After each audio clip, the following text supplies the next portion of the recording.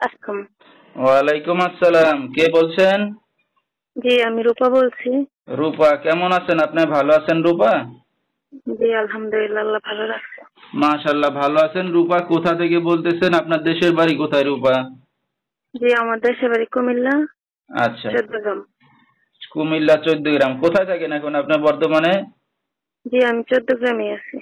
আচ্ছা, দেশের মেয়ে দেশেই আছেন। তো রূপা, আপনার ফ্যামিলিতে কে কে আছে বর্তমানে? ফ্যামিলিতে কেউ নাই বলতে আমার মা আছে শুধু। আমার মা মাথায় সমস্যা, পাগল আর কি। আচ্ছা, আর ঠিক আছে। তো রূপা, আপনার বিয়ে শাদী হয়েছে কিনা? জি, আমার বিয়ে হয়েছিল, আচ্ছা, আমার ডিভোর্স হয়েছিল। হয়ে গেছে। তো আপনার স্বামী এখন নাই পাশে, না? না, কতদিন একা আছেন আপনি? 1 বছর। 1 বছর। তো রূপা, আপনার সন্তানাদি আছে কোনো? জি, আমার একটা ছেলে বাচ্চা আছে। আচ্ছা, ঠিক আছে। তো রূপা, কি করেন এখন আপনি? জি, আমি এখন কোনো কিছু করি না, বলতে আগে বাসার কাজ করতাম, এখন বাচ্চারা নিয়ে কাজ কাম করতে পারি না। আচ্ছা, ঠিক আছে। তো দর্শক, শুনতে থাকুন আজকে রূপার জীবনের গল্পগুলা।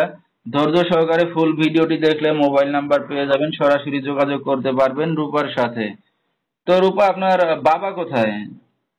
জি, আমার বাবা মারা গেছে গাড়ি অ্যাক্সিডেন্ট। কি দুঃখের বিষয়। তো রূপা, আপনার বাবা মার ঘরে কি আপনি একটাই সন্তান, না আপনার আর কোনো ভাই বোন আছে? না, আমি একলা, আমি একটা মেয়ে। আচ্ছা, ঠিক আছে।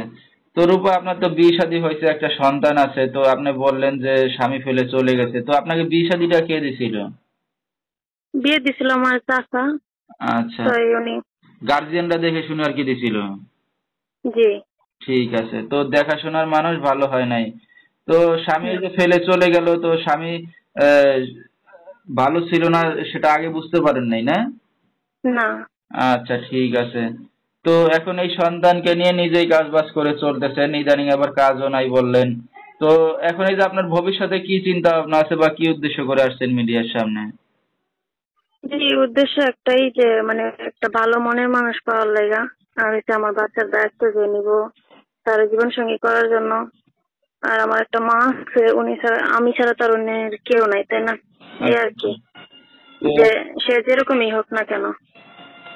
ঠিক আছে। তো এখন তো এই যে আপনার বিয়ে শাদী হয়েছে বলেন, একবার সন্তান আছে, তো এখন কেমন বয়সের পুরুষ আছেন? বিবাহিত না অবিবাহিত, না বয়স বেশি?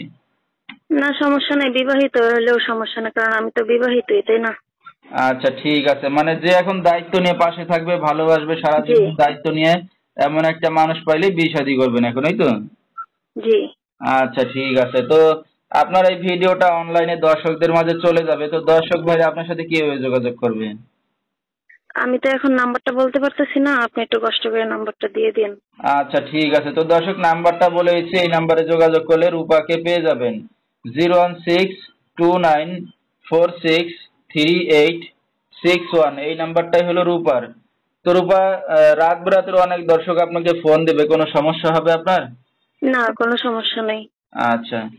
আরেকটা কথা বলতে চাইছিলাম, যে হ্যাঁ, আমি বলেন। এখন ইদানিং কাজ কাম করতে পারি না, আমার বাচ্চারে নিয়ে কাজ করতাম, তো তখন আমি বাসার কাজে যাইছি আর ব্যথা পাইছি, পরে হাত ভেঙে গেছে, বুঝছেন? কি দুঃখের এই বিষয়। আর কি। ঠিক আছে। তো দর্শক, আসলে খুবই গরিব ঘরের মেয়ের রূপা, যেহেতু একবার বিয়ে শাদী হয়েছে, আবার বাবাও নাই, মা পাগলের মতো, খুবই একটা অসহায় একটা মেয়ে, আজকে মিডিয়ার সামনে আসছে খুবই দুঃখে কষ্টে পড়ে। এখন কেউ যদি তার পাশে এসে দাঁড়াতে চান বা দায়িত্ব নিতে চান, সরাসরি এই নাম্বারে যোগাযোগ করলে রূপাকে পেয়ে যাবেন। তো দর্শক, আমি নাম্বারটা স্ক্রিনে দিয়ে দেবো, এখান